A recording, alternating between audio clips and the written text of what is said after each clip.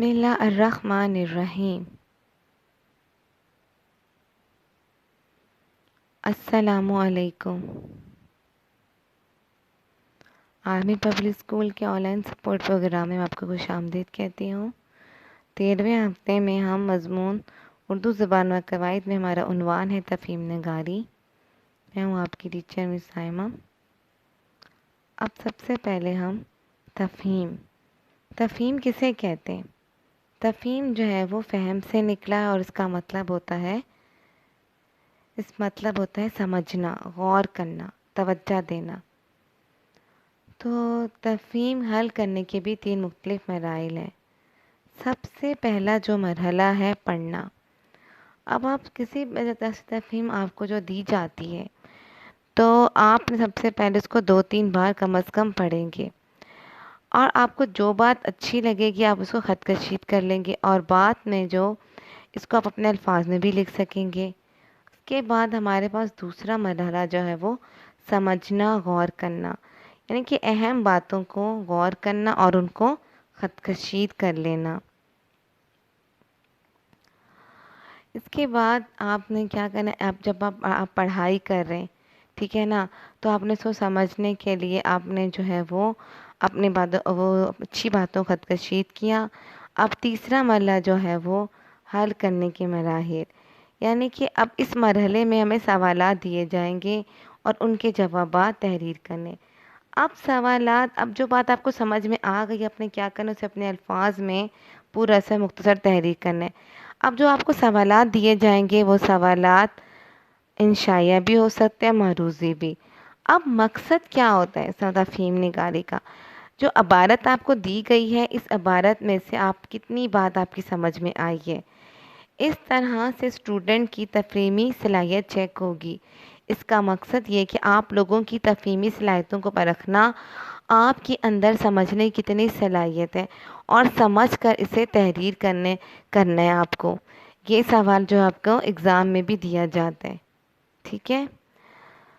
اب ہم آ جاتے ہیں آج کی اپنی تفہیم کی طرف، جو کہ آپ کی اردو زبان کی قواعد کے صفحہ نمبر 30 پر موجود ہے۔ تو سب سے پہلے ہم اس کی بلند خوانی کر لیتے ہیں۔ جس طرح اللہ کے حقوق کو پورا کرنا فرض ہے، اس طرح بندوں کے حقوق کی پاسداری بھی ضروری ہے۔ دنیا میں حقوق و فرائض کو ساتھ ساتھ رکھا گیا ہے۔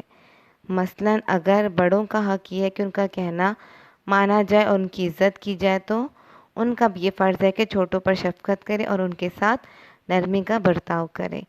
اس طرح ہم میں سے ہر ایک کا فرض ہے کہ ایک دوسرے کی جان، مال اور عزت کی حفاظت کریں، نہ خود برے بنے اور نہ کسی کو برا بھلا کہیں۔ اگر کوئی طالب علم ہے تو اس پر لازم ہے کہ پوری لگن اور محنت سے پڑھے، وقت کی قدر کرے، اپنے استاد کی عزت کرے اور خوب دل لگا کر تعلیم حاصل کرے۔ اور اولاد کا حق یہ ہے کہ اسے نیک اور اچھی تربیت دی جائے۔ اس طرح ماں باپ کا حق یہ ہے کہ اولاد ان کا حکم مانے، ادب کرے اور دل و جان سے ان کی خدمت بجا لائے۔ مسلمان کا فرض یہ ہے کہ اپنے دوسرے مسلمان بھائیوں کے لیے تکلیف اور رنج کا باعث بنے، دوسروں کی عزت کرے تاکہ خود بھی عزت دار سمجھا جائے، ایک پڑوسی دوسرے پڑوسی کو تنگ نہ کرے، ایک رشتہ دار دوسرے رشتہ دار کا خیال رکھے، بزرگ اپنے چھوٹوں کے ساتھ اچھا سلوک کرے اور چھوٹے اپنے بزرگوں کی تعظیم کرے، حاکم اپنی رائے کا خیال رکھے اور رعایا اپنی حاکم کی خیر خواہی کرے۔ کوئی دکاندار ہے تو ایماندار سے روزی کمائے، پورا ناپ تول کرے اور بے ایمانی سے بچے۔ کوئی افسر ہے تو اسے چاہیے کہ اپنے ماتحتوں سے نرم سلوک روا رکھے اور ماتحتوں پر بھی لازم ہے کہ محنت اور دیانتداری سے اپنا فرض پورا کرے۔ جس طرح دنیا کے کام کاج میں حقوق اور فرائض کا خیال رکھنا ضروری ہے، اسی طرح یہ بھی ہمارا حق اور فرض ہے کہ اپنے دوسرے بھائیوں کو نیکی کی تلقین کرے اور یوں ان کی اور اپنی آخرت کی فکر کرے۔ اسلام میں بندوں کے حقوق پر بہت زور دیا گیا ہے۔ اگر ہم ایک دوسرے کے حقوق تسلیم نہ کریں اور اپنے فرائض ایمانداری سے ادا نہ کریں تو بھلا کامیاب، پرامن اور خوشحال زندگی کیسے گزاری جا سکتی ہے اور دنیا و آخرت میں کیسے سرخرو ہو سکتے ہیں؟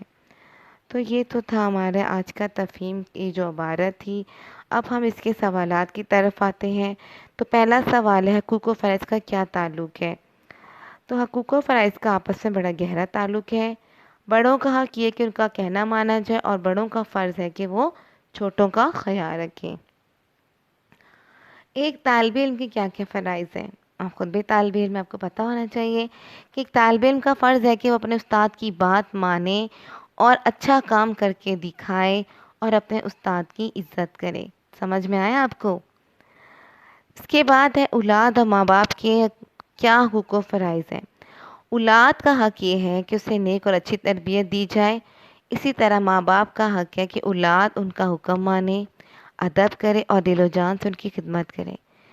تو اب آپ نے سب بچوں نے اپنے ماں باپ کا کہنا ماننا ہے، ان کو جی امی جی ابو کر کے بات کرنی ہے اور ان کی دل و جان سے، اگر وہ بیمار ہو جائے ان کی خدمت کرنی ہے، گھر میں ان کا، اگر آپ بیٹی ہیں تو اپنی ماں کا ہاتھ بٹائیں، اگر بیٹا ہے تو گھر کے باہر کے جو کام ہیں ان میں اپنے باپ کی مدد کریں۔ اس کے بعد ہمارا سوال ہے کہ بندوں کے حقوق پورا کرنا کیوں ضروری ہے؟ مسلمان کا مسلمانوں کا حقوق یہ ہے کہ وہ دوسرے مسلمان بھائیوں کی کے لیے تکلیف اور رنج کا باعث نہ بنے، دوسروں کی عزت کرے تاکہ خود بھی وہ عزت دار سمجھا جائے۔ ایک مسلمان کا یہ حق ہے کہ وہ دوسرے مسلمان بھائی کو تکلیف اور رنج کا باعث نہ بنے، دوسروں کی عزت کرے تاکہ خود بھی عزت دار سمجھا جائے۔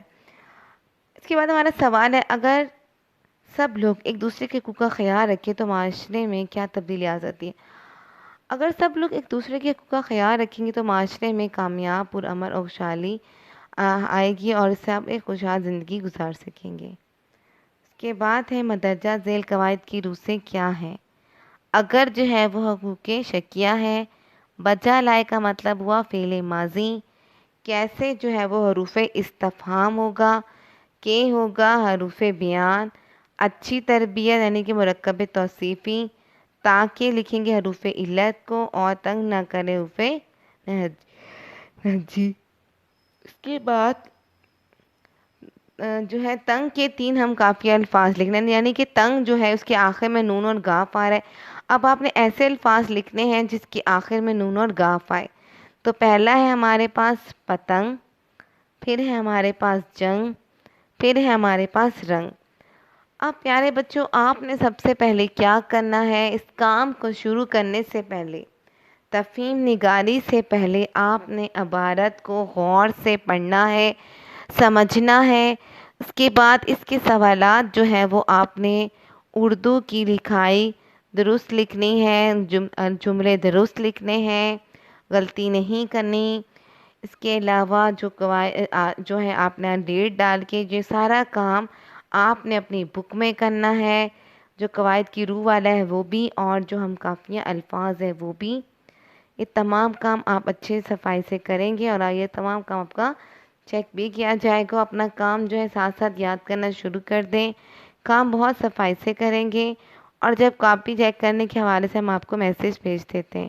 پیارے بچوں، اپنا بہت خیال رکھنا ہے۔ اللہ حافظ۔